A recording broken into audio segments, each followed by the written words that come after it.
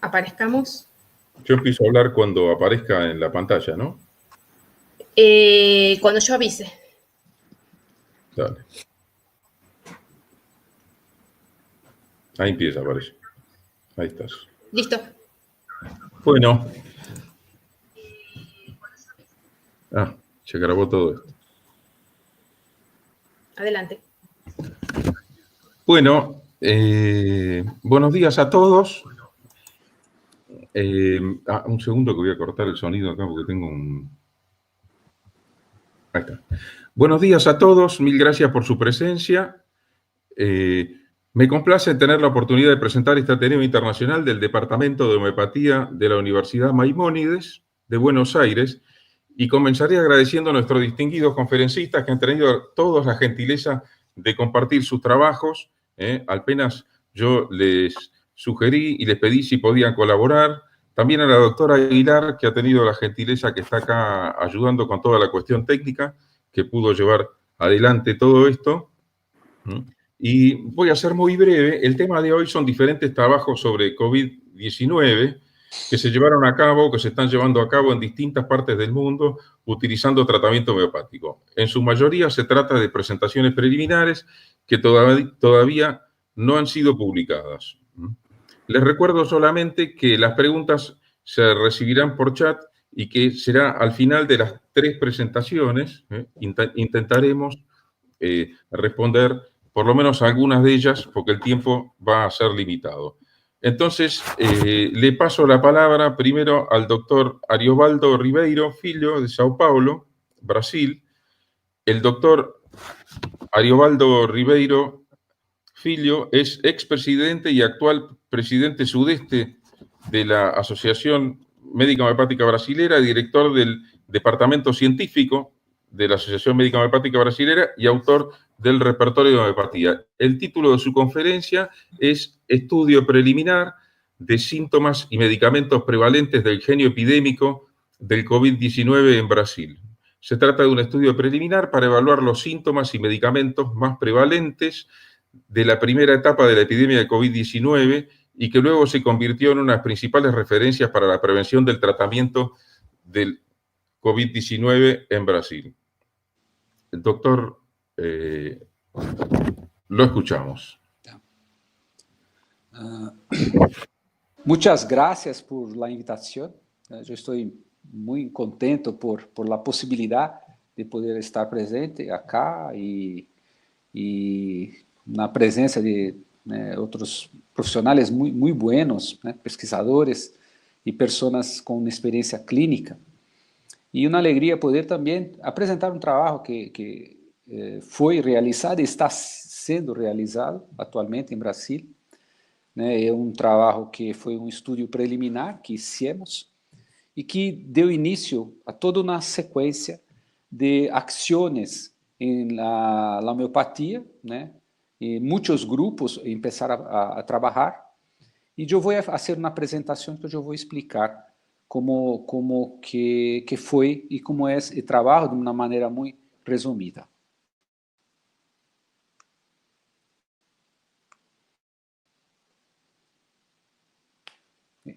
Bueno, ratito.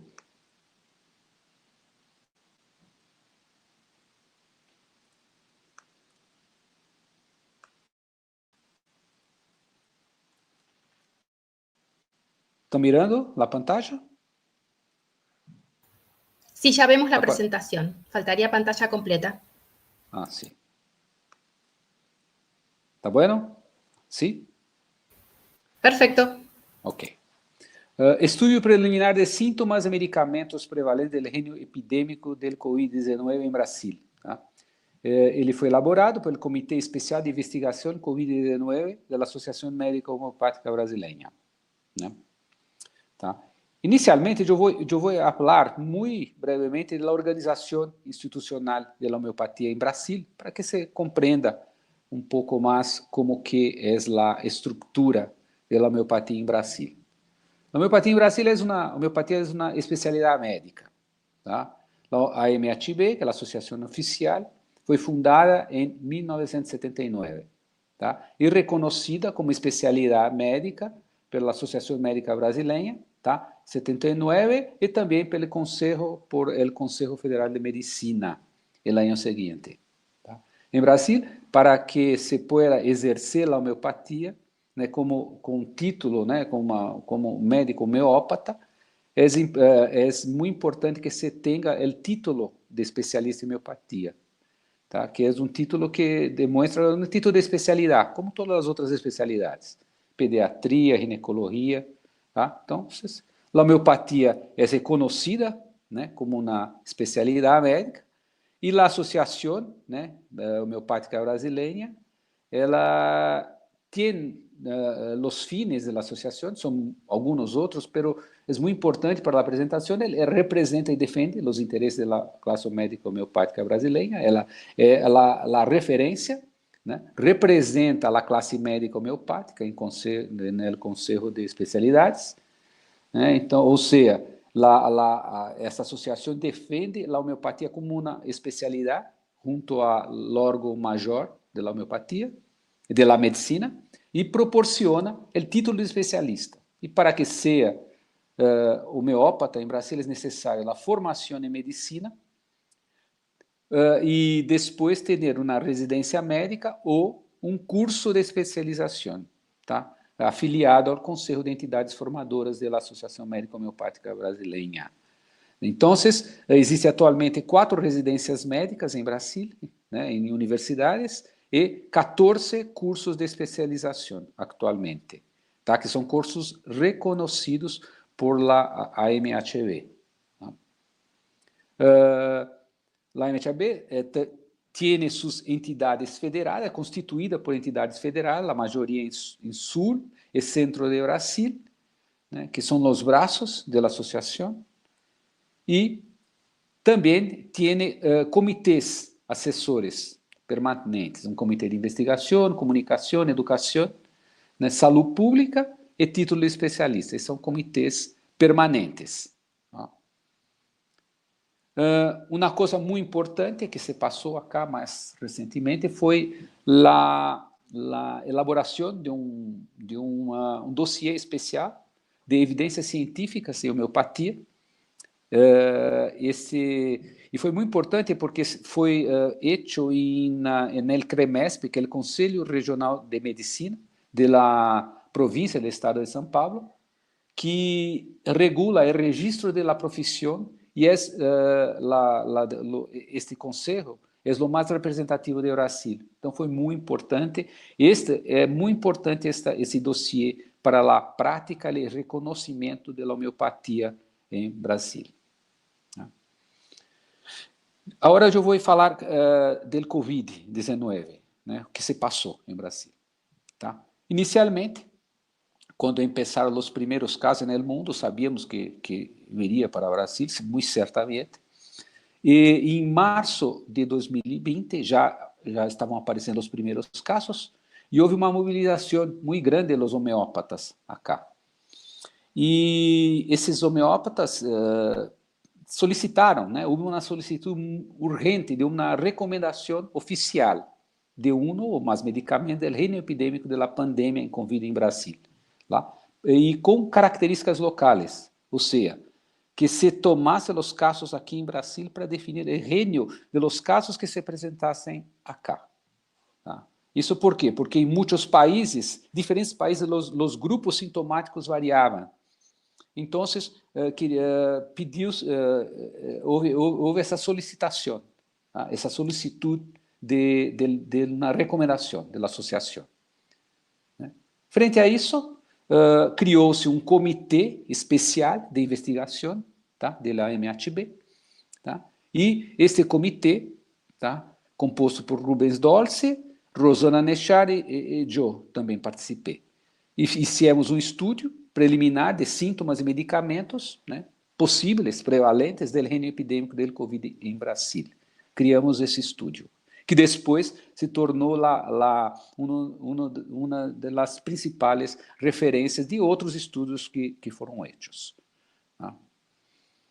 Inicialmente, quando iniciamos a trabalhar, pegamos algumas referências e foi muito importante a experiência de dengue, que como um Covid tiene diferentes etapas, tá? A dengue tem o dengue clássico e o dengue hemorrágico.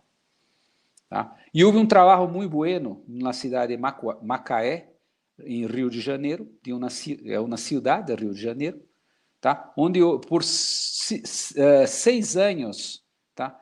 Houve um trabalho muito importante tanto de tratamento das etapas da dengue como um trabalho profilático. E tivemos um resultado assim muito representativo, porque acá temos diferentes cidades de Rio de Janeiro. Acá é o número de casos, né, no ano de 2007 e o ano de 2000, um comparativo de 2007 do ano 2007 e 2008.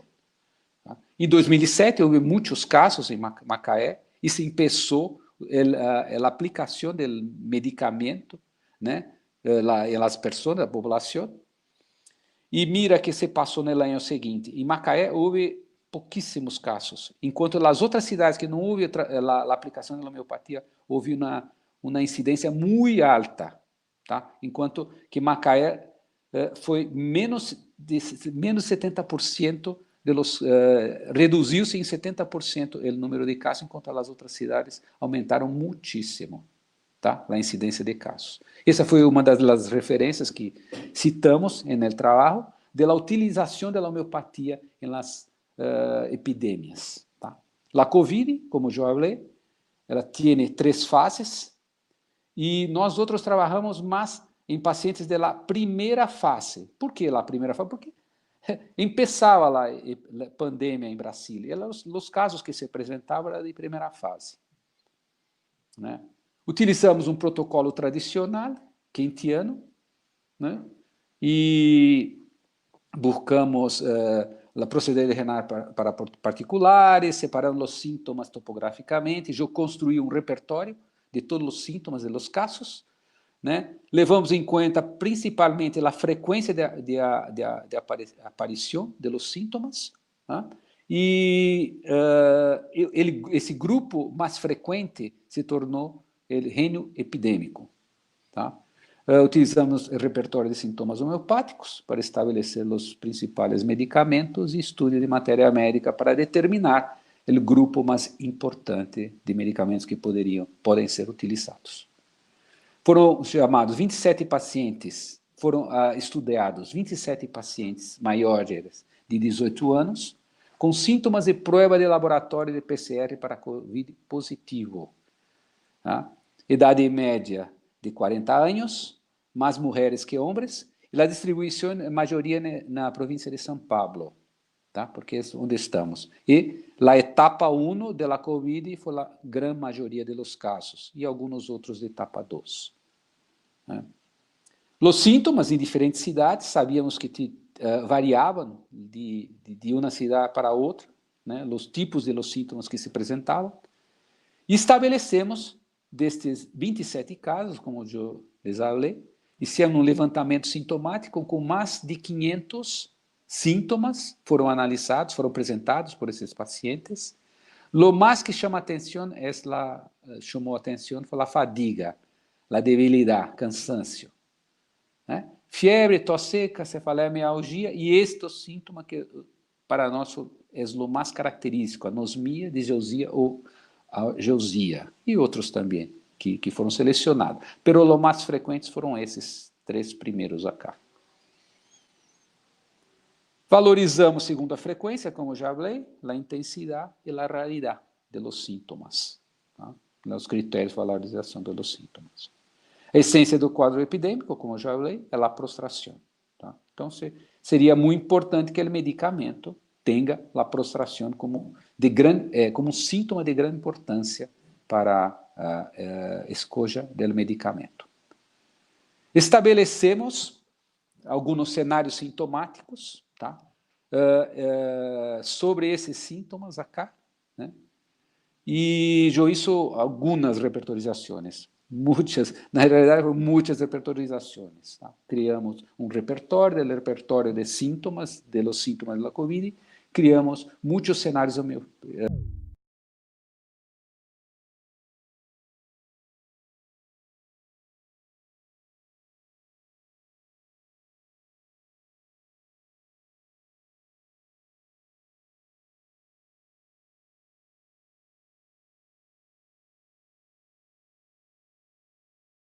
medicamentos quando analisamos os sintomas sem muita modalização. Com os sintomas mais modalizados, tá? E se é uma modalização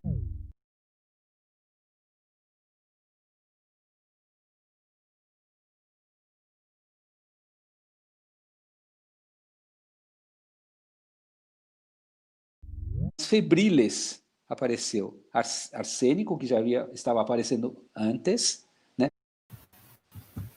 Live streaming is on. Ahí estamos. A ver, esperen cachito. Un segundo, sí. Hay unos segundos de delay. Quando for para começar, me avisem, por favor.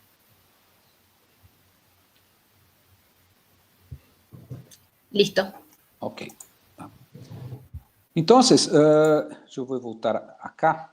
Então, hicimos um estudo de los sintomas mais modalizados, que se pareceu arsênico, e depois disso, o arsênico passou a aparecer em muitos outros cenários de estudo de sintomas. Tá? E quando hicimos a análise dos sintomas febris, arsênico, fósforo, briônia e quina, que passou a aparecer também, com um medicamento muito importante quando analisavam as características febriles do quadro clínico dos pacientes. Né? E depois, né, foi muito interessante porque analisamos os sintomas que nos pareceram mais marcantes, mais característicos. Apareceu um outro medicamento, quase sempre arsênico aparece em primeiro lugar, e apareceu um outro medicamento que nos chamou a atenção, que foi quina arsenicosa. Tá? Nos chamou a atenção não só por os sintomas da matéria médica, mas por componer dos medicamentos, né? Arsênico e quina também. Tá? E lá a matéria médica apresentava alguma semelhança, tá? Muitas semelhanças no quadro de Covid, principalmente por conta dos sintomas respiratórios somado ao processo de la fiebre extrema postração. Né? O resultado, né, de acordo com o muestro de los sintomas dos pacientes entrevistados, elementos repertoriais selecionados, resultados obtenidos, se isso na comparação de matéria médica de los seguintes medicamentos. Tá? Arsênico, briônia, quina, quininoarsenicosum e fósforo, tá? Que foram os principais medicamentos considerados lá no estudo. Como conclusão, se trata de um estudo preliminar que evalua a primeira etapa da Covid-19, porque a maioria dos casos foram da primeira etapa. Evaluando estes 27 pacientes com diagnóstico laboratório de Covid, o ponto de saturação nesta epidemia já se logrou com esses pacientes.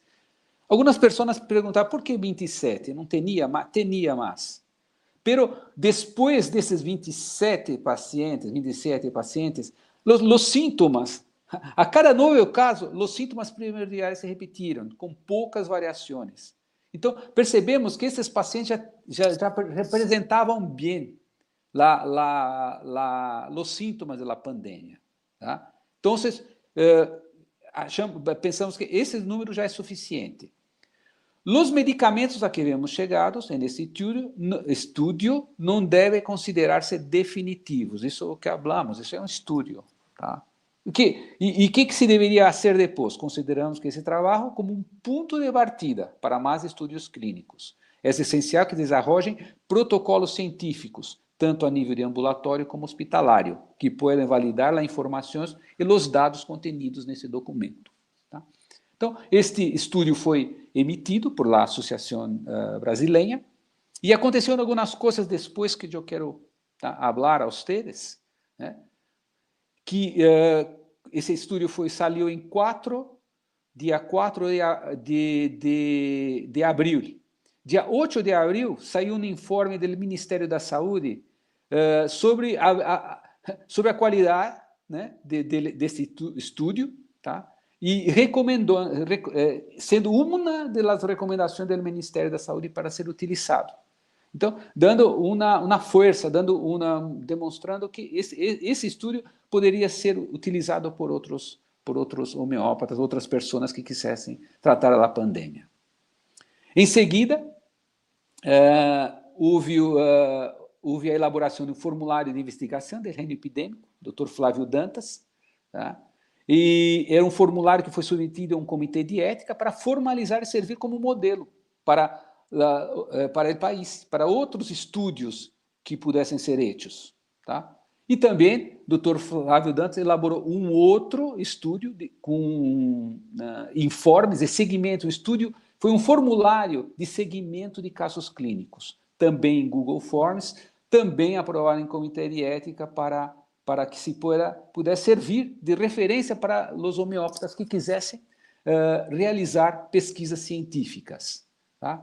Foi publicado na Biblioteca Virtual de Saúde, né, esses trabalhos, né, desses protocolos de Flávio Dantas. E logo depois, tá, tivemos um outro protocolo muito bueno, tá, publicado na revista da Associação Médica Brasileira, uma revista médica muito importante, tá? Clinical Research Protocol to Evaluate the Effectiveness of Safe and Individualized Homeopathic Medicine in Treatment and Prevention of COVID-19 Epidemics, tá? Que foi um protocolo para pacientes mais graves, tá? Que foi elaborado pelo Dr. Marcos Julián, tá? Que também está publicado na Biblioteca Virtual de Saúde, junto com o estudo preliminar que hicimos, tá?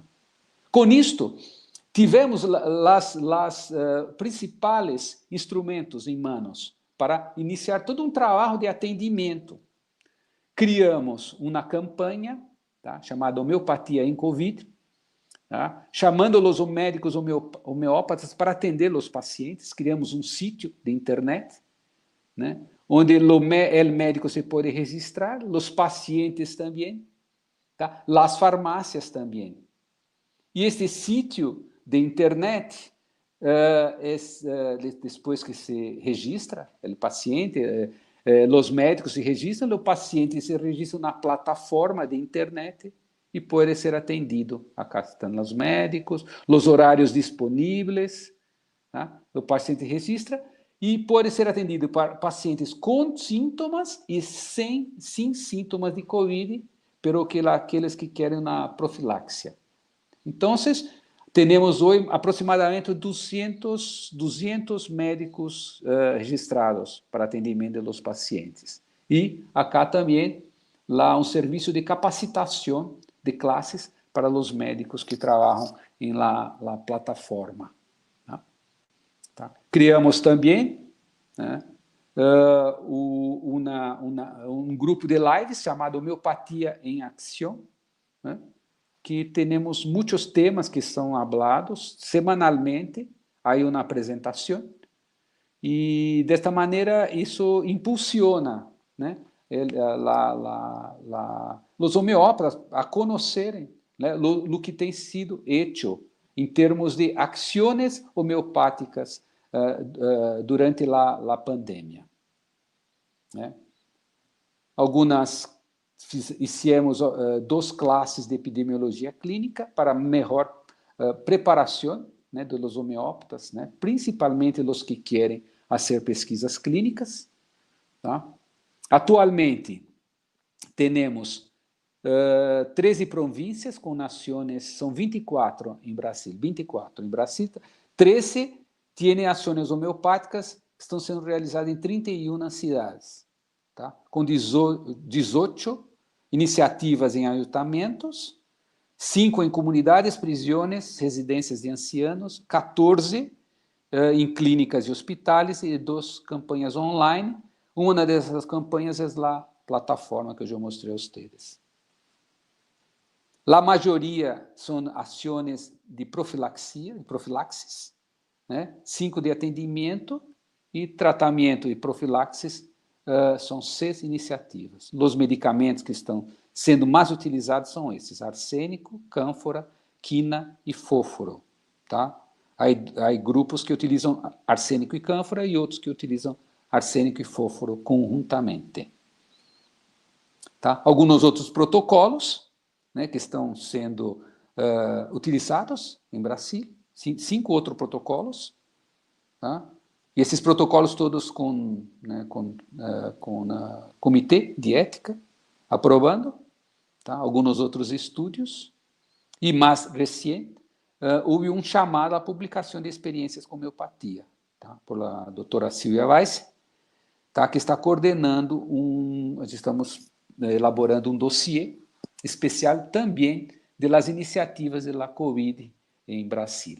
Tá? Então, chamando pelas pessoas publicarem seus trabalhos, porque isso pode ser muito importante, né? Como referência para tratamento de COVID com homeopatia. Tá?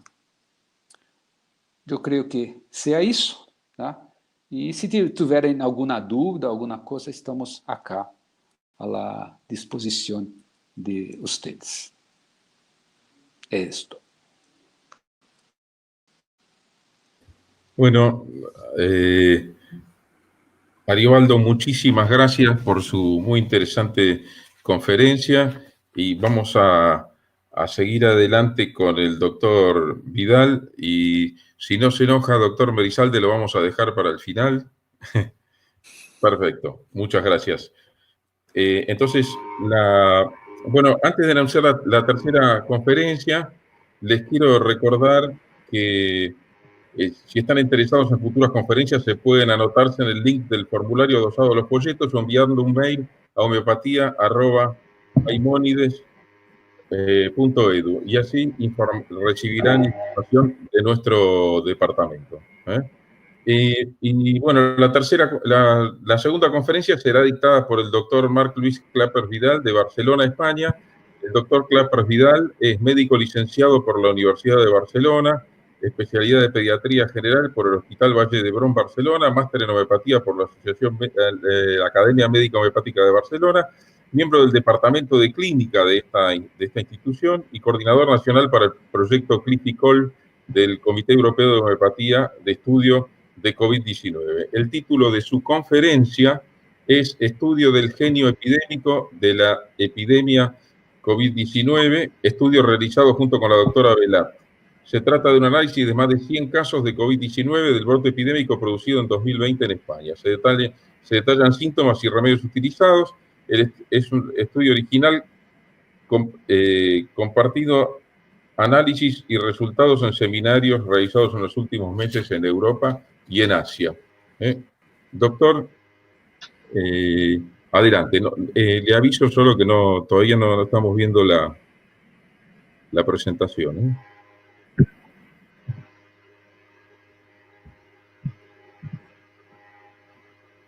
Esperamos un segundito mientras el doctor Clapers Tranquilo. ¿Ahora podéis ver la presentación? No, todavía no. No sé qué había hecho. Hola. Ahí está. Ahora sí se ve. Sí. Bueno, encantado de estar con vosotros. Agradeceros la invitación que me habéis hecho y, bueno, de parte de toda la Academia Médico-Homeopática de Barcelona. Entonces, como os decía Francisco Izayaga, ¿no? El estudio que hicimos desde la asociación, que es un proyecto que aún está en marcha, y lo iniciamos el 12 de marzo, ¿no? Vimos como todos que esta epidemia, ¿no? Estaba subiendo, que había un brote de casos y decidimos iniciar rápidamente el estudio. Entonces, el objetivo era un poco como el compañero Aribaldo, ¿no? Nos contaba, y pues igual caracterizar el brote epidémico en nuestra región. Por tanto, recolectar síntomas homeopáticos, cuanto más pacientes mejor y en el menor tiempo posible, ¿no? También para poder dar algunas indicaciones a nuestros compañeros. Y eso, entonces, para hacer la recogida de casos, usamos unos checklists. Estos trabajos estaban basados en el doctor Frey, suizo, un pediatra suizo que utiliza cuestionarios para trabajar con síntomas con modalidades. Él lo utiliza con el repertorio Bonninghausen. Nosotros no nos hemos limitado ahí, pero sí que yo ya lo había usado en mi tesina del máster, así que, ¿no? Cogimos el mismo tipo de cuestionarios. Entonces, aquí os presento un poco para que veáis, ¿eh? Está un poco pequeño, seguramente, la letra, pero es un poco para que tengáis la idea. Yo os cuento cómo eran estos cuestionarios. La primera Perdón, parte, pues el... no estoy Sí. viendo la presentación.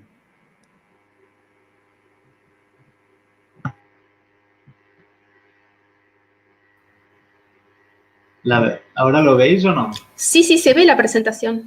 Se ve, ¿eh? Yo la veo. ¿Quién fue Entonces, el que... Bernardo, ¿es usted que no la ve? La presentación puede ser vista por YouTube, aquí. La Sí. pantalla nuestra no es posible, pero YouTube es posible. Sí.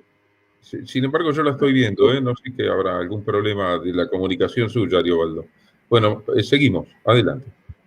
Como os decía, pues los cuestionarios 1 era para recolectar de entrada los síntomas del paciente.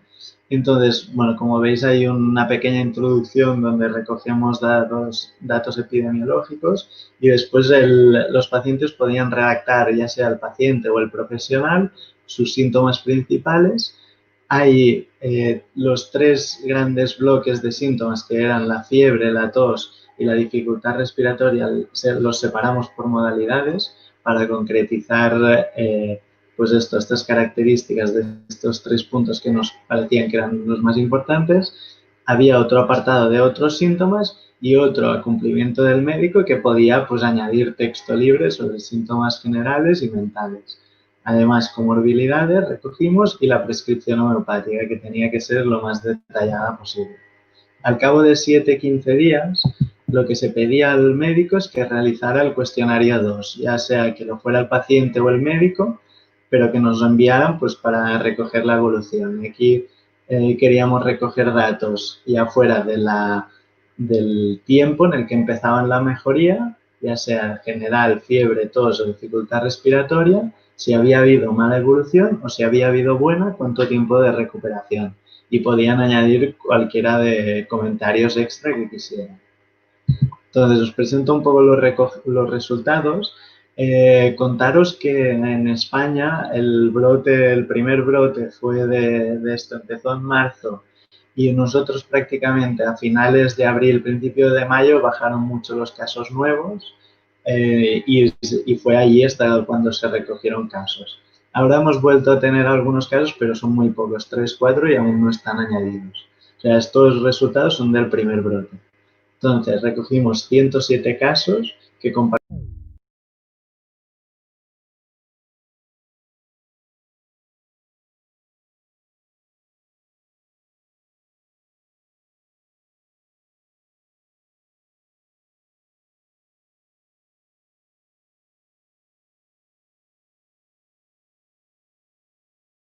A la derecha, la severidad, la gravedad de estos casos, pues eran la mayoría leves o leves moderados.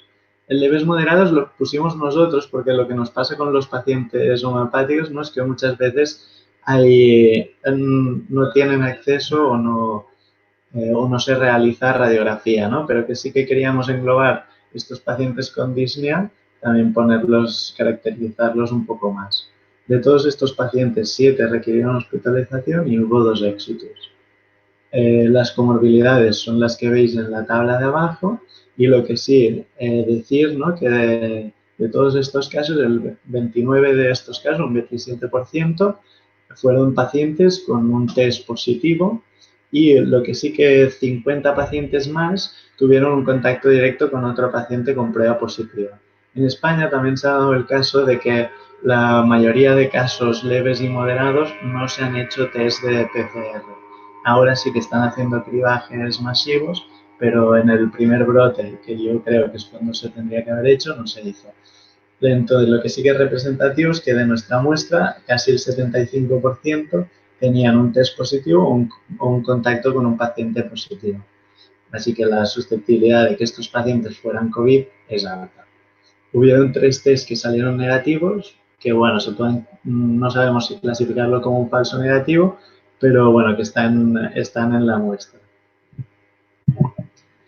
Entonces, os voy a presentar un poco un desglose de todos los síntomas que salieron, o de la mayoría, Y después haremos un poquito ver las repertorizaciones que salen de forma teórica con todos los síntomas y un poco cómo ha ido los tratamientos. Intentaré ir rápido porque es bastante larga la presentación.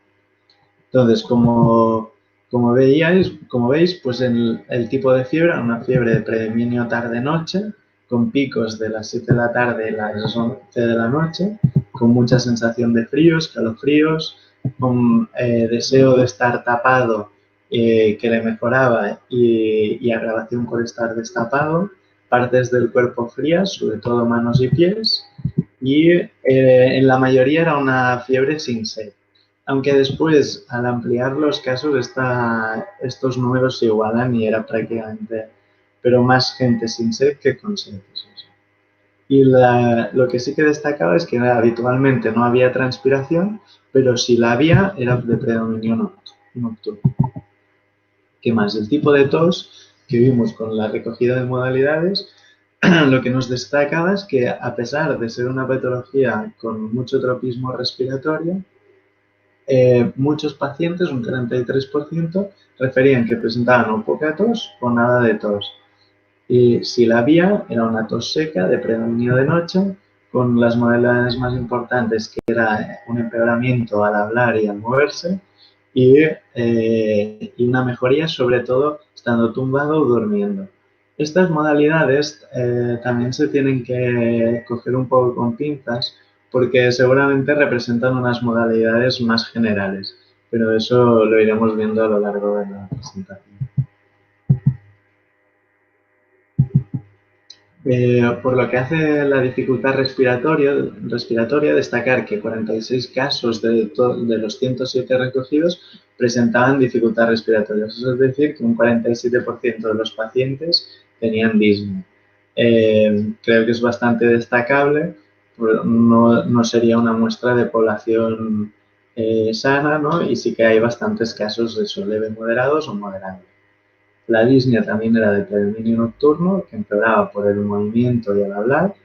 También pues, otras modalidades, comiendo, tosiendo o la inspiración profunda, y que mejoraban habitualmente estando tumbado o cambiando de posición. Que eso, como decíamos, seguramente es una modalidad más general que se ha ido repitiendo en muchos pacientes.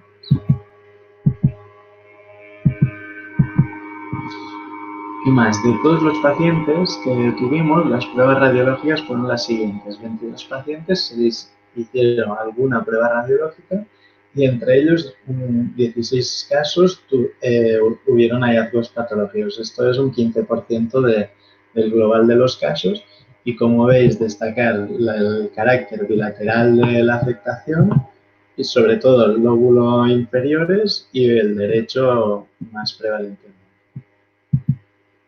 De síntomas generales, pues lo que sabemos todos, ¿no? Y que han dicho los compañeros, esta fatiga, debilidad, dolor muscular, cefalea.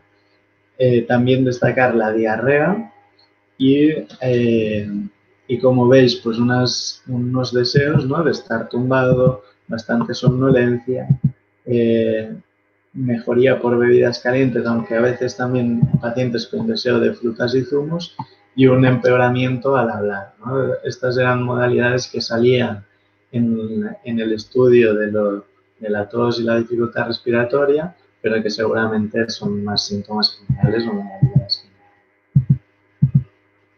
¿Qué más? Otra parte que para nosotros es importante, porque hace al mes o 2 meses de iniciar la búsqueda, hicimos un primer webinario, un primer estudio, bueno, publicamos un estudio preliminar, pero que era de solo los primeros 50 casos, ¿no? Y entonces lo que veíamos es un poco lo que veíamos también en el estudio brasileño, ¿no? Que son modalidades más generales y síntomas de diferentes localizaciones, pero nos faltaba también un lenguaje más sutil dentro de la enfermedad, ¿no? Y que son básicamente las sensaciones. Y esto se puso bastante de manifiesto al ampliar los casos, ¿no? Sobre todo destacar, pues esto, ¿no? Diferentes sensaciones que hemos ido viendo con los pacientes que hemos tratado, pues la sensación de ahogo, de no poder llenar los pulmones, pero sobre todo sensaciones importantes y que creemos que son más específicas de este brote, ha sido pues estas sensaciones de sequedad y calor interno, ¿no? Y hasta picor en muchas partes del tracto respiratorio. Como veis, pues hay aparte de estas, pues hay bastante más sensaciones, ¿no? Pero interesante pues esto, que el aire pica, ¿no? Picor en el esternón de diferentes pacientes, estos síntomas, que los pulmones se pegan, mucha sequedad. ¿Qué más? De otras sensaciones que había a nivel pulmonar era la opresión torácica, que esto ocupaba un 32% de los pacientes con dificultad respiratoria, y el dolor torácico, que era hasta casi un 20% de estos pacientes con disnea. Y deciros pues, que como localización, aquí sí que cuando hay síntoma de molestia, sí que está más igualado a la derecha y la izquierda, y algunas modalidades, pero también que ya han ido saliendo. Más cosas, como decíamos, importante estas tres sensaciones de sequedad, picor y quemazón en las membranas respiratorias que se van repitiendo a diversos niveles. Laringe, tráquea, garganta, boca, nariz o en los pulmones, como decíamos antes. También curiosa la sensación de aire frío, ¿no? Que, como muchos sabemos, pues está en diferentes medicamentos, entre ellos Camphor, que ha sido uno de los medicamentos propuestos. Otros síntomas que nos parecen muy característicos, como ya se comentaba y como sabéis, es la pérdida del olfato y la pérdida del gusto o la alteración de ellos. Nosotros hemos tenido en nuestra recogida un 20% de pacientes con estos síntomas y un 13% que tenían ambos, tanto pérdida de gusto y olfato. Otros síntomas generales recogidos nos parecen, como veis, hay diversos, pero me gustaría resaltar el asco y las náuseas con la comida, que esto, sobre todo, estos 6 casos, la mayoría son pacientes con síntomas bastante floridos, con síntomas bastante específicos y algunos de gravedad. La sequedad de las mucosas internas, que esto ya lo habíamos comentado, y las erupciones, ¿no? El picor, sobre todo erupciones pruriginosas y sensibles al tacto. También destacar que a veces dentro de las repertorizaciones se ha puesto mucho énfasis en las afectaciones dermatológicas, pero se tiene que ver en qué etapa del proceso suceden para darle su debida importancia. Síntomas mentales. Esto también, cuanto más casos cogíamos, pues más se iba clarificando estos aspectos.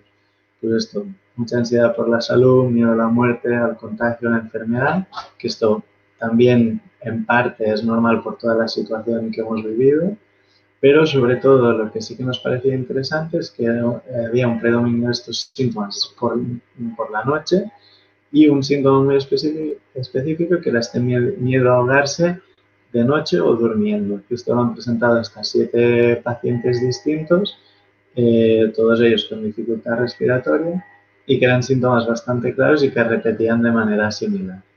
Otros síntomas que podéis ver, pues es esto, el miedo a la pobreza, la ansiedad por el dinero, que aquí en España ha sido bastante prevalente, también relacionado con toda la situación, y otras cosas más generales como la irritabilidad, embotamiento, confusión y sobre todo deseo de estar tranquilo, que se relaciona también con estos síntomas generales de somnolencia, de ganas de estar tumbado.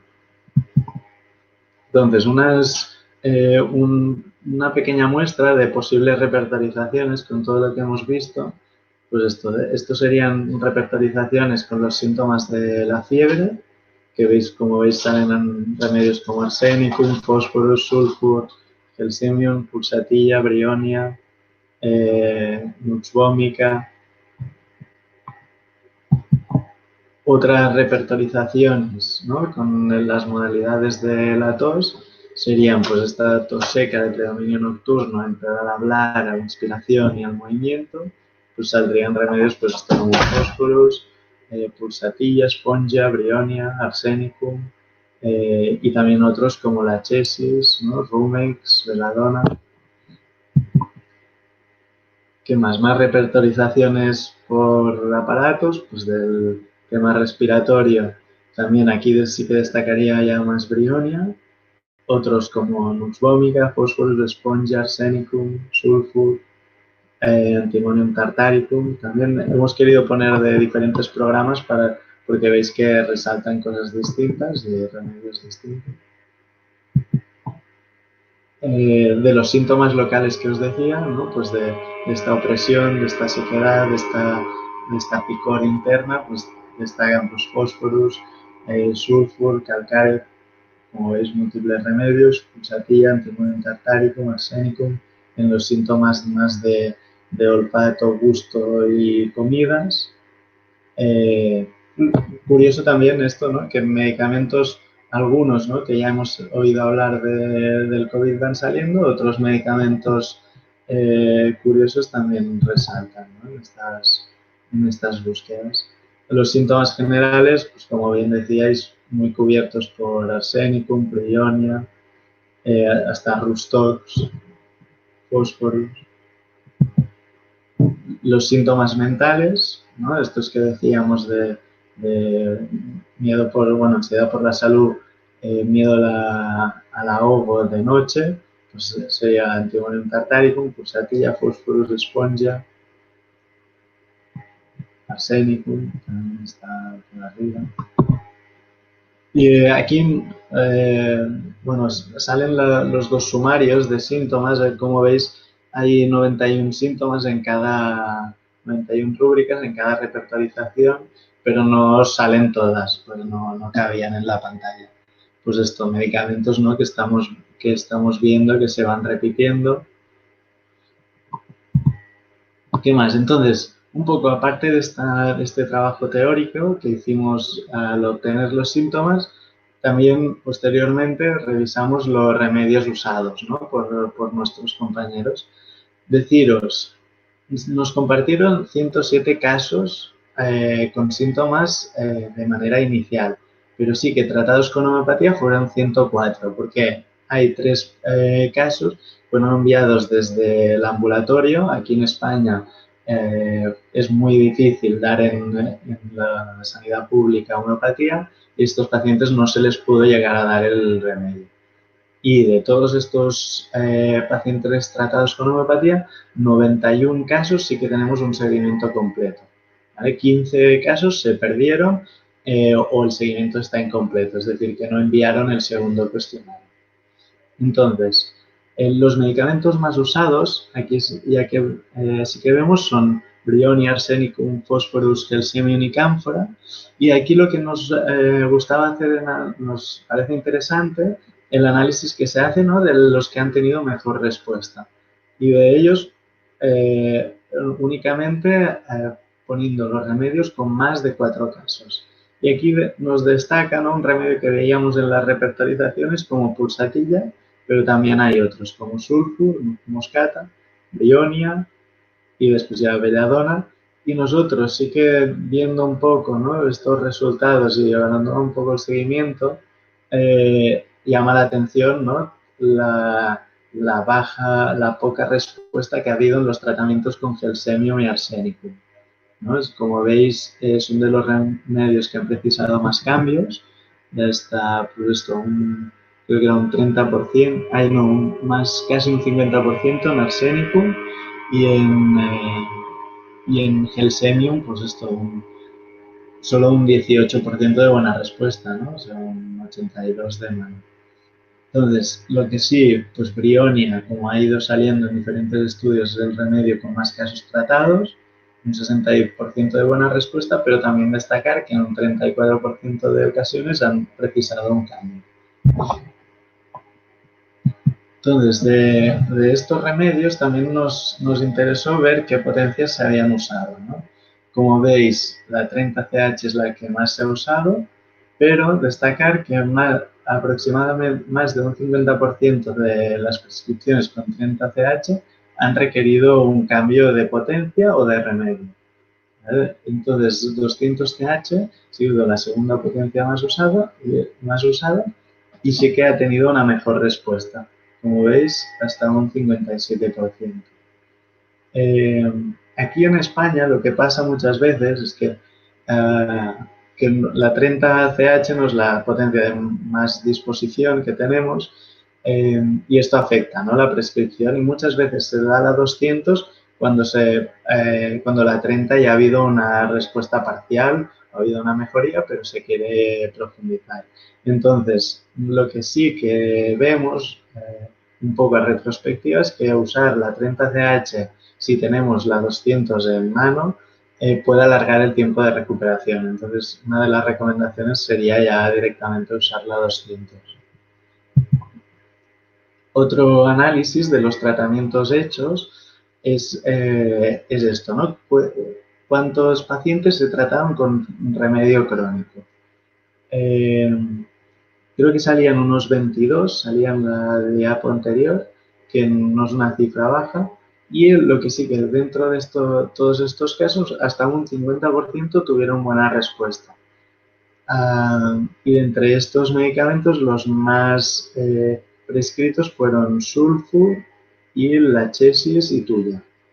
Entonces, lo que sí tiene unos cuantos asteriscos esta tabla, ¿no? Que sería que muchos de nuestros pacientes con casos muy, muy leves se les trata con su remedio crónico y con buena respuesta, y que también algunos de los casos inseridos seguramente antes habían tomado este remedio crónico con mala respuesta, pero no se registró del todo. Así que, bueno, es un poco así, pero bueno, queríamos tener al menos saber qué es lo que teníamos de los casos recogidos.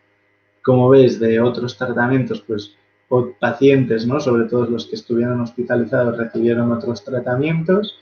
La mayoría, pues, acitromicina y hidroxicloroquina. Otros antibióticos y algunos antirretrovirales, sobre todo los ingresados. ¿Qué más? También destacar en el tema de los tratamientos que para nosotros es un criterio de exclusión. Un minuto, por favor. Muchas gracias. Vamos rápido. Del seguimiento, nada más destacar que la recuperación completa media fue de 13 días, los remedios usados por caso de 1,7, que vemos que no hay diferencia en los pacientes con dificultad respiratoria, que prácticamente los datos son los mismos, pero sí que hasta un 40% de los casos estuvieron más de 14 días para tener una recuperación completa, y aquí sí que se usaron más medicamentos. Ya simplemente, pues esto, decir que la mayoría de los casos estudiados son leve moderados, que creemos que la muestra es representativa, que ya se puede distinguir un cuadro clínico claro. Lo que sí que decimos que se tiene que individualizar al máximo cada paciente, aún teniendo estos datos, y los medicamentos pues con mayor éxito se han prescrito, pues los que tenéis aquí. Y nada, agradeceros la atención y espero que haya sido útil. Cualquier cosa, cualquier duda lo comentamos. Muchísimas gracias, doctor Klappers. Muy, muy interesante el trabajo. Y como el tiempo es un poco tirano, le paso la palabra a, en este caso, el tercer conferencista, que es el doctor Bernardo Merizalde, de Filadelfia, Estados Unidos. El doctor Bernardo Merizalde es secretario general de la Liga Médica Homeopática Internacional y profesor clínico asociado del Departamento de Medicina Integral de la Universidad de Thomas Jefferson de Filadelfia. Su tema de conferencia es base de datos clínicos en casos de COVID-19 y el uso de la homeopatía. La presentación es acerca de pacientes tratados con homeopatía en varios países y coordinados a través del proyecto conjunto de la Liga Médica Homeopática Internacional y el European Council for Homeopathy, ECH, bajo la dirección del doctor Lex Rutten y el comité de investigación del proyecto. Lo escuchamos, doctor. Muchísimas gracias, doctor de Sayaga, por permitirme la oportunidad de compartir con ustedes esto. Voy a ver si puedo compartir. ¿Pueden ver la pantalla? ¿Ven la pantalla? Todavía no la estamos viendo.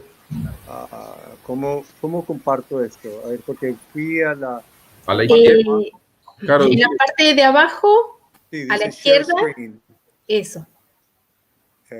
Hice, pero no me está dejando hacerlo. Y ahí hay que pedir la pestaña en donde está la presentación. La pestaña donde está la presentación. La presentación tiene que estar abierta en una pestaña y ponemos sí, compartir. aquí está. Claro. ¿La Y ven? para compartir, ponemos compartir pestaña. A ver, ¿dónde está compartir pestaña? Volvemos a donde está el monitor, donde dice compartir pantalla, y ahí da las opciones. ¿A dónde dice share your screen? Eso. Hacemos clic Ajá. ahí y ahí da las opciones. Ok, dice allow. Sí, permitírselo, y Sí. ahí uno elige qué es lo que quiere compartir. Si toda la ventana o una pestaña del navegador. Application window debe ser. Qué pena, vamos a ver. Hold on. Share. No. Tenemos que ir aquí a donde estábamos, abajo a la izquierda, el monitor. Sí, aquí. Share your screen. Sí. Y- Dice, application window. ¿dónde está application window? Sí, y ahí elegir cuál es la aplicación que tiene abierta. Sí, es que no me está dando esa oportunidad. Ah, Hay que hacer clic abajo a la izquierda en compartir la pantalla para que se despliegue el menú. Oh, save. Dice reload page. Si no, no me está. a menos que, sí, bueno, mientras tanto le vamos haciendo alguna pregunta a alguno de los otros ponentes, ¿no? Bernardo, lo que le propongo, Sí. si no, mándemelo por email o Carolina, no sé, a vos, y, Sí. y, Y se lo y entonces comparto. nosotros. Ah, pero es de Apple, ¿no? No importa. Es un No importa. PowerPoint. Sí, es un PowerPoint. Y sí. ¿Qué peso tiene? Sí, si lo puede enviar por mail, si no, y nosotros se lo ponemos. Ok. Entonces sigan con las preguntas mientras que mando esto. Ok, bueno, entonces, ¿hay alguna pregunta que vamos ganando tiempo si hacemos alguna pregunta para alguno de los primeros expositores? Sí, aquí hay una pregunta que dice, el nosodo coronium, ¿cómo debe ser administrado como preventivo para los enfermos? De Erci Santos, es la pregunta. Bueno, creo que ninguno de los expositores habló del ¿Qué nosodio. dice nosode? No. A ver, aquí hay otra pregunta. ¿Cuáles síntomas generales tomaron en cuenta para tratar al paciente? ¿Consideraron lo miasmático en los tratamientos? Pregunta Gabriel Marínez Fragoso. A ver quién puede contestar eso, Ariobaldo, si usted puede contestar. Cayó el streaming, yo no oía la pregunta. ¿Cuál es La pregunta era si se consideraron síntomas miasmáticos, la cuestión miasmática para la selección del medicamento. Não houve uma análise miasmática para essa seleção dos medicamentos. O que houve foi mais uma utilização de los síntomas mais marcantes, mais característicos do grupo de los síntomas que se apresentavam na maioria de los pacientes. Não hicimos uma subdivisão miasmática, não. Incluye porque há muitas diferentes maneiras de se interpretar miasmaticamente os casos e necessitava de uma linguagem mais universal possível, por isso muitos grupos de homeópatas de diferentes formações acá. Então decidimos fazer a coisa mais clássica possível. Então não hicimos uma análise miasmática no trabalho.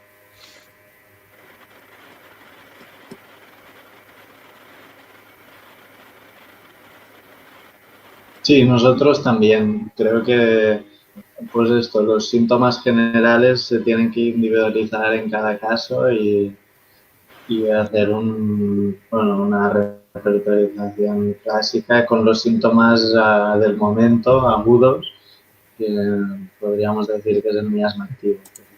Pero se tiene que hacer con los síntomas que hay. Porque sí que ha habido bastante gente, ¿no?, que ha propuesto medicamentos y se han dado sin mirar, sin individualizar los casos y los resultados son bastante pobres. Entonces, yo creo que es importante no perder de vista pues esto, la manera de hacer práctica.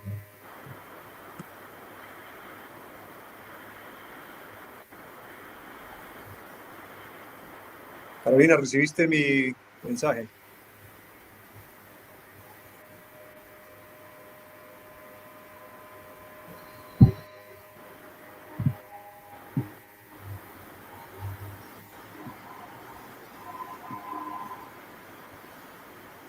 Aló, Carolina. Hola, no, ¿Recibiste a el ver. mensaje? Estoy revisando. Lo mandé al Ateneo.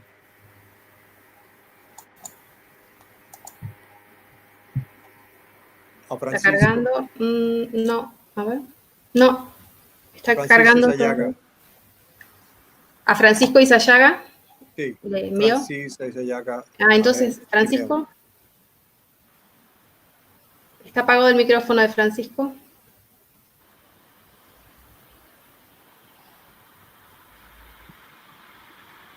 Sí, qué pena, pero este formato, como es, no sé si será que el Apple tiene otras configuraciones, ok. Ahí se está compartiendo la pantalla, pero no la presentación. Ok, espera a ver, entonces abro la presentación. A ver. Claro, a ver si se abre la presentación, porque vemos su pantalla. Ok, ya la abrí ya. ¿Ven la presentación? No, vemos la pantalla, lo vemos a usted y nos vemos nosotros. ¿Y ahora? Si cambia de pestaña, tal vez. Sí, cambié de pestaña. No, todavía no viene.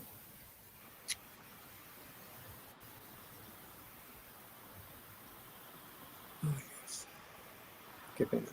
Bueno, les empiezo a conversar al respecto. El trabajo fue una colección de datos acerca de la pandemia del COVID para aprender de esta experiencia y poderla traducir en preparar un repertorio basado en el teorema de Bayes.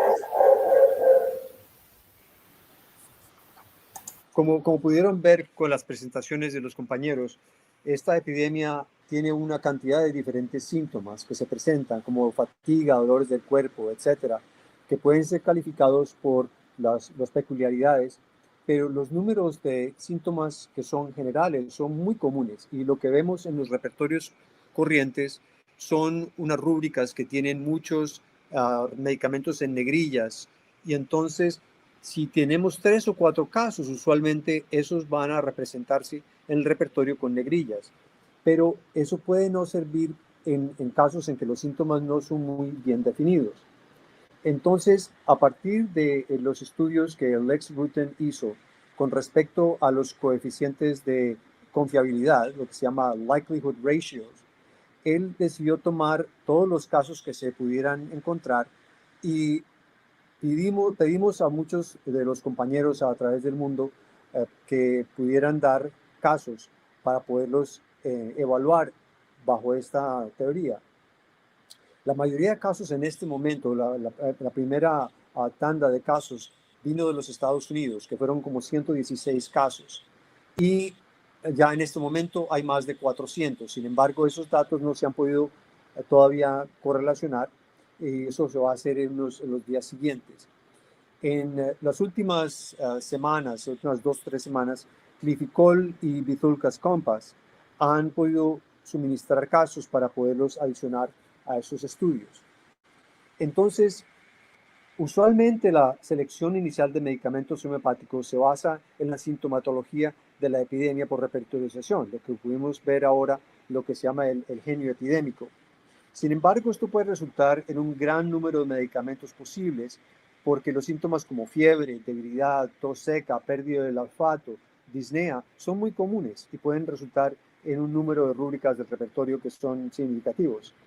Alternativamente, está la opción de derivar una investigación por medio de cuestiones fisiológicas, pero todavía estamos muy lejos de eso, como por ejemplo, cómo la brionia contiene flavonoides, que tiene efecto inhibidor de la oxidación catalizada por la peroxidasa, y puede relacionarse esto con el rol del receptor de la enzima convertora de la angiotensina y los inhibidores de la proteasa en esta enfermedad. Sin embargo, todavía estamos muy lejos para poder demostrar eso.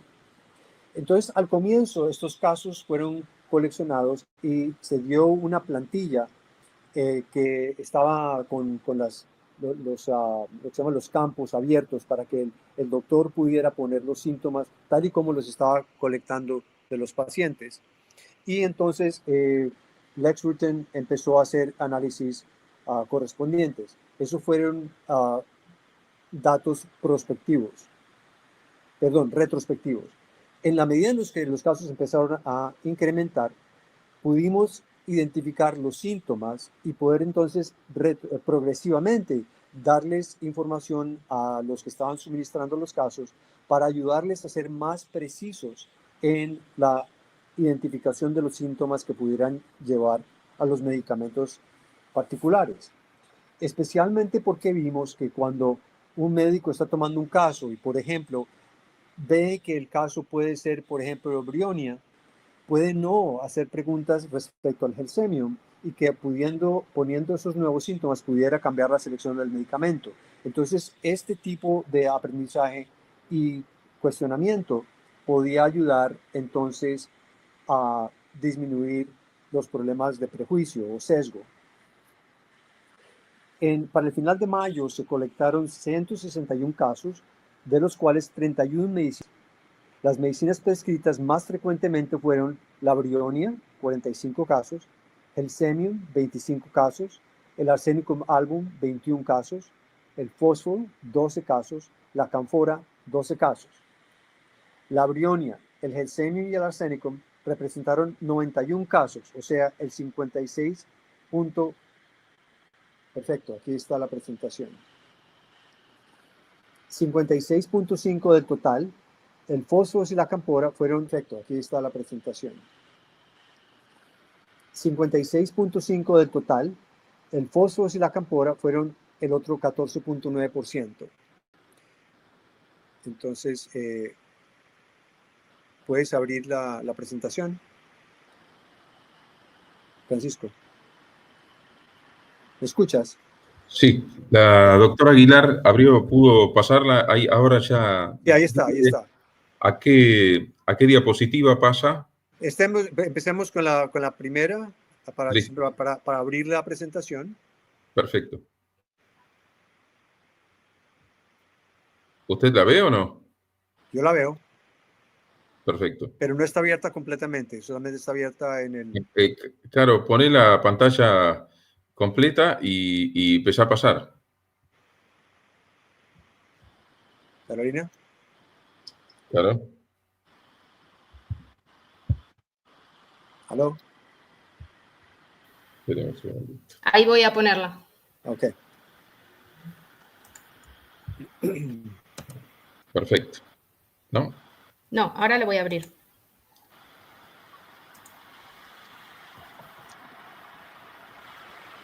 Sí. A ver si la ven, me avisan. La estamos viendo, pero no está abierta en el slideshow. Si ¿Y vas ahí? a la pestaña que dice slideshow. Ahí yo la veo completa. ¿Ustedes? Recién se veía, Caro, pero ahora sí, ahora sí. ¿Sí? Yo no la estoy Bueno, viendo completa todavía. ¿avanzo? Sí, Ahí entró. avanza. Sí. Sí, a mí no me está dejando verla porque creo que hay un problema con el Mac. El Mac no me está dejando manejar. Tal vez sea eso. Porque me ha tocado salir y entrar Sí. 2 veces. Voy a salir y entrar. Toma un minuto.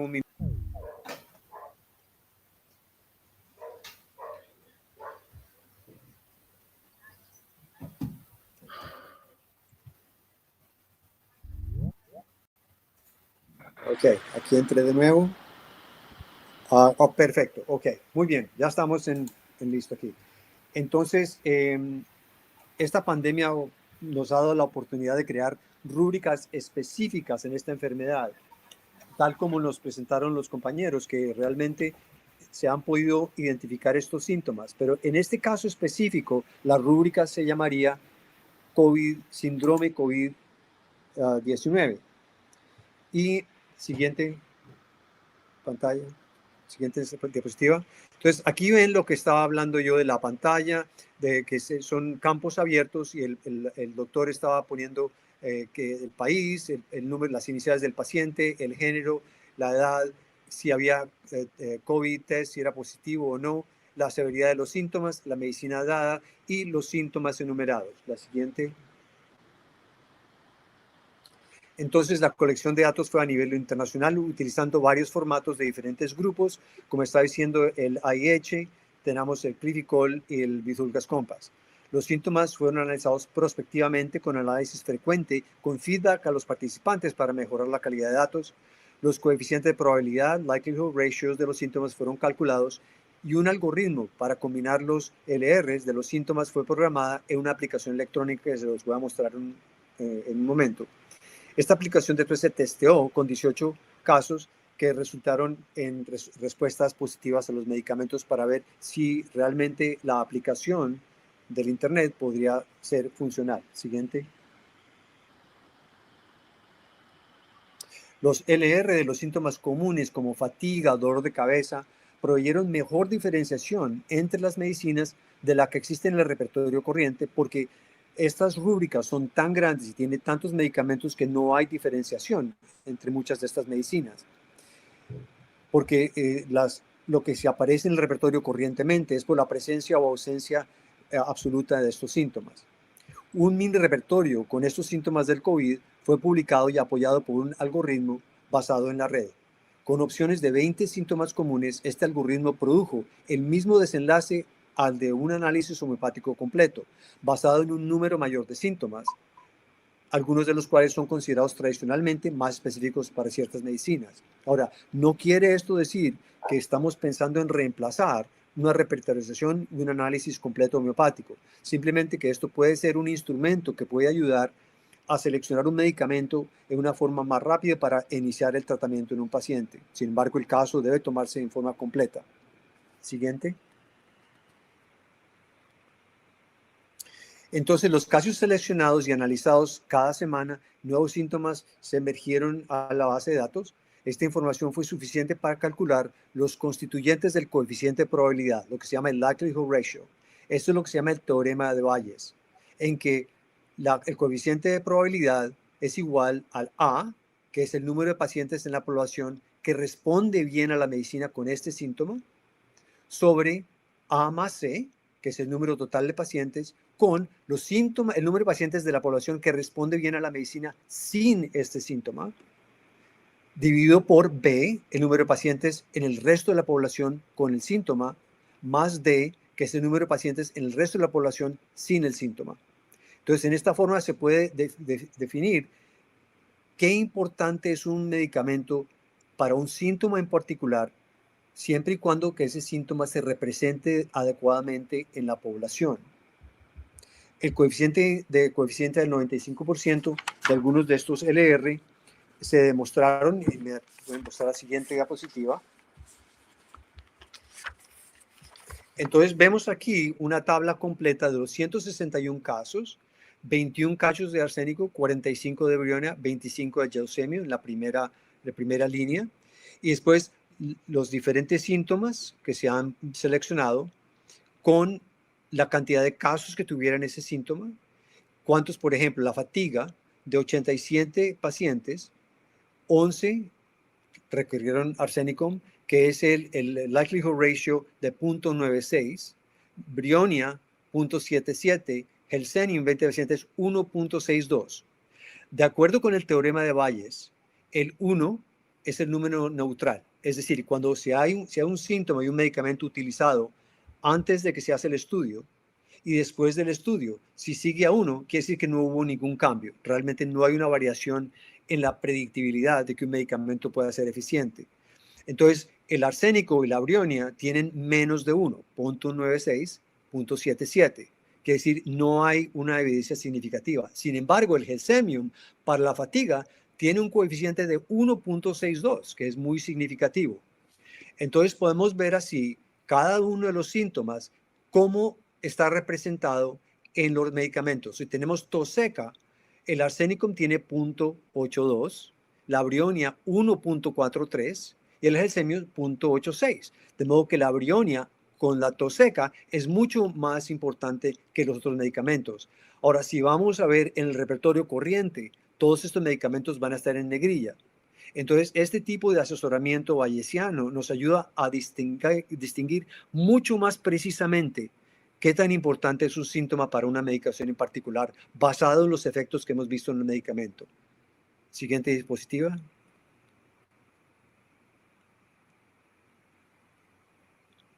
Siguiente diapositiva, por favor. ¿Aló? Uy, se nos perdió. Oh,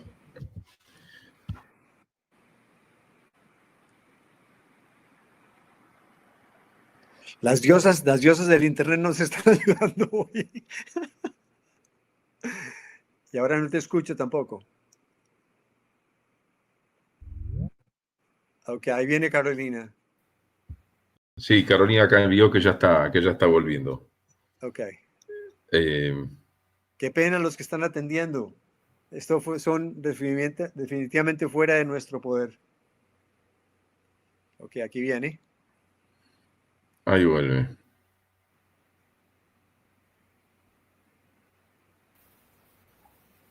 Ahí estamos. Ok, perfecto. ¿La presentación? Siguiente, La siguiente, próxima, por favor. Caro. Sí, Sabía que- Próxima. Sí, ¿Esa? esa, perfecto, gracias.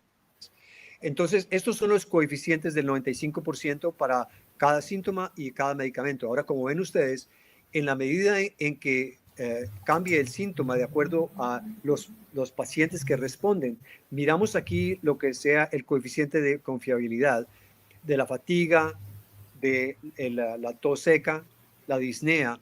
Miren, por ejemplo, la ansiedad para el arsénico, un coeficiente de 3.56, que es supremamente alto comparado con los otros medicamentos.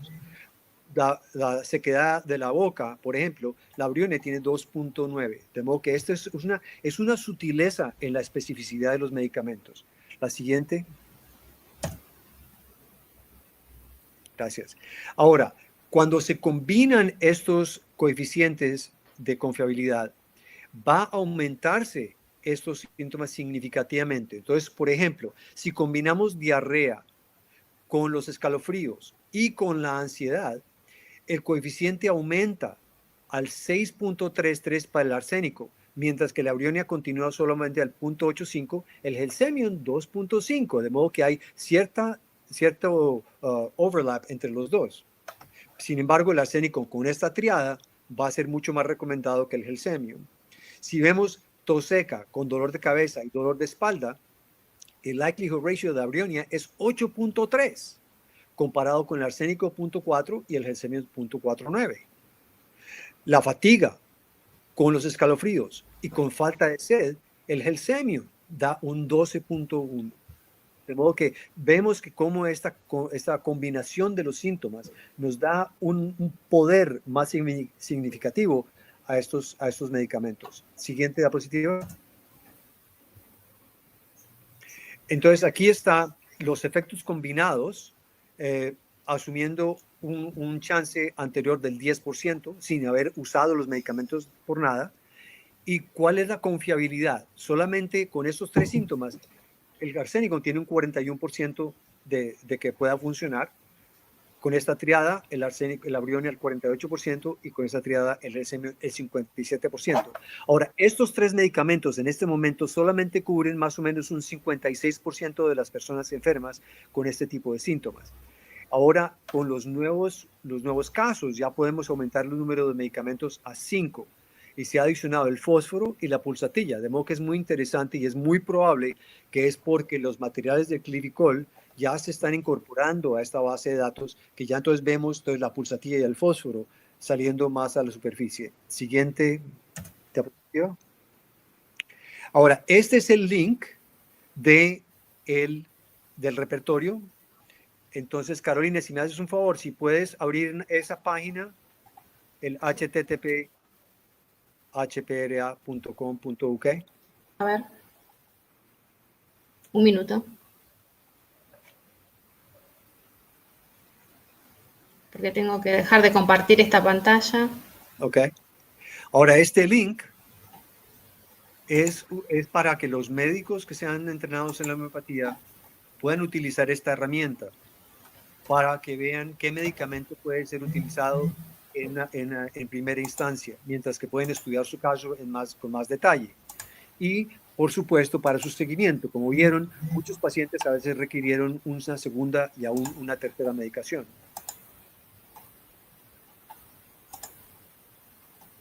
No importa, ¿sí? Entonces ¿No? la gente puede jugar con esto después. Bueno. Pueden copiar ese link, pues se los pueden mandar por un email después. Ahora se lo mandamos cuando dejo de compartir, Okay. entonces. Perfecto. Siguiente diapositiva. Entonces, Adelante, siguiente. Bernardo. Tenemos. Gracias.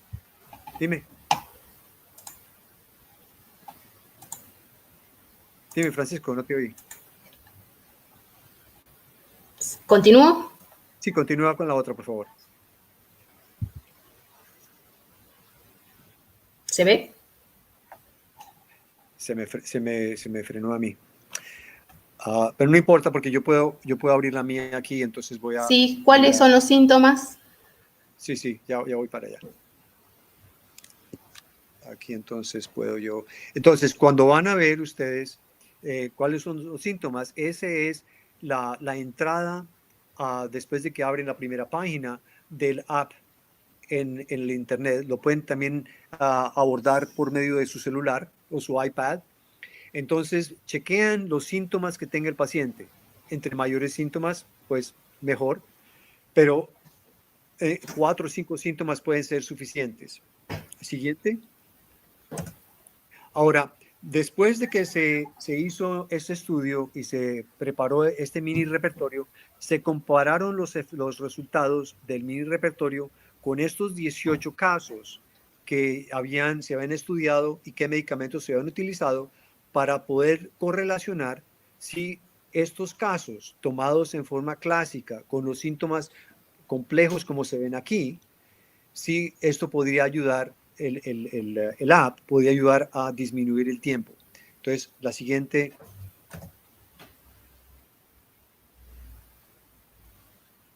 Entonces, en la siguiente, ven ustedes de esas 8 descripciones de los 8 síntomas complejos consistentes en 13 entradas distintas de síntomas en el repertorio, 5 síntomas sencillos se pueden encontrar en la aplicación: sed, tos seca, dolor de cabeza, dolor de pecho peor por la tos y tos peor con el hablar. Siguiente. Sí, por favor. Entonces, aquí en la primera columna ven los casos, los 18 casos, la medicina prescrita por el médico, el número de casos de los síntomas, el número de síntomas que se seleccionaron en la aplicación y lo que la aplicación recomendó. Entonces, como pueden ver, solamente fue un caso en que el medicamento fue distinto, que fue el Elupatorium, el HK 5.5. El penúltimo caso que la medicina prescrita fue el Elupatorium y la aplicación recomendó Brionia, pero no fuertemente, fue muy, muy leve, y el Gelsemium como muy leve, porque la aplicación en este momento no tenía síntomas de Elupatorium. Entonces, una vez que el Elupatorium vaya, es posible que la aplicación pueda ayudar a seleccionar ese medicamento. Siguiente.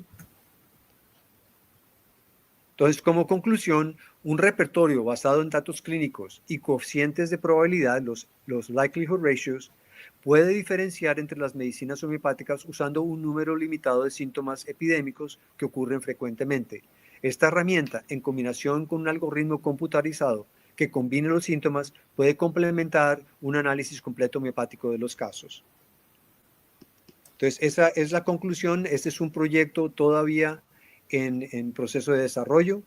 Entonces, estamos esperando a los nuevos casos para poderlos presentar y poderlos incorporar y aumentar el número de medicamentos, porque en más medicamentos que tengamos, más probabilidad de que vamos a tener éxito en el tratamiento de los pacientes. En este momento, con 5 medicamentos, podemos cubrir más o menos un 74% de los casos. Una vez que metamos el Elupatorium y la Nux moschata que estamos viendo en las otras diapositivas, entonces puede aumentar la probabilidad de éxito en el tratamiento del COVID. También necesitamos casos más graves y podemos, bien sea adicionar esos síntomas a la aplicación o preparar una aplicación distinta para casos moderados o severos, para ser más específicos en la selección de medicamento. Les agradezco mucho su atención. Lamento mucho por todos esos problemas técnicos que tuvimos hoy. Doctor, Sí. le agradecemos muchísimo. Muy interesante su presentación. Vamos a poner, le digo a todos, el link del repertorio abajo en el YouTube para que puedan acceder. Y bueno, creo que las 3 presentaciones fueron muy interesantes. Le mando un agradecimiento especial a todos los que expusieron, que inmediatamente se pusieron a disposición de formar parte de este Ateneo, ¿no es cierto? Y todos sabemos el esfuerzo que esto significa. Lamentamos los problemas técnicos que bueno, un poco por nuestra experiencia, pero bueno, ya se irán mejorando con el tiempo. Y bueno, creo que no hay mucho tiempo para preguntas porque ya estamos sobre la hora, pero bueno, por lo menos el doctor todos pudieron terminar sus exposiciones. Realmente les agradecemos mucho, le agradecemos mucho especialmente a la doctora Aguilar, que fue la que llevó adelante toda la operación técnica de esto. Y bueno, será en la próxima. Reciban todos un cordial saludo y mi agradecimiento. Muchas gracias a todos. Gracias, Muchas y ya gracias puse a el todos. link en el chat. Okay. Y Muchas jueguen gracias con a él, jueguen con él, y si tienen preguntas o problemas con él, mándenos un email, por favor, y me pueden encontrar en el internet, en la página de la liga, o por intermedio del doctor, y ahí nos vemos. Doctor Ezeyaga, muchas gracias por todo. Doctor Francisco, puede poner mi email también, si las personas quisieran entrar en contacto. Perfecto. Bueno, te agradecemos también a Ariobaldo y doctor Clappers, y bueno, a la doctora Velat, que no pudo estar presente, que también aparentemente formó parte del trabajo del doctor Clappers. Agradecemos que haya permitido que esto se llevara adelante. Y bueno, creo que es un tema muy interesante con el que tenemos que seguir, ¿no es cierto? Y que puede traer grandes cambios para la homeopatía en el futuro. Bueno. Evidente. Gracias. Muchas gracias. Hasta la próxima. Muchísimas gracias a todos. Y gracias a todos por participar. Chao. Muchas gracias también. Hasta luego. Chao.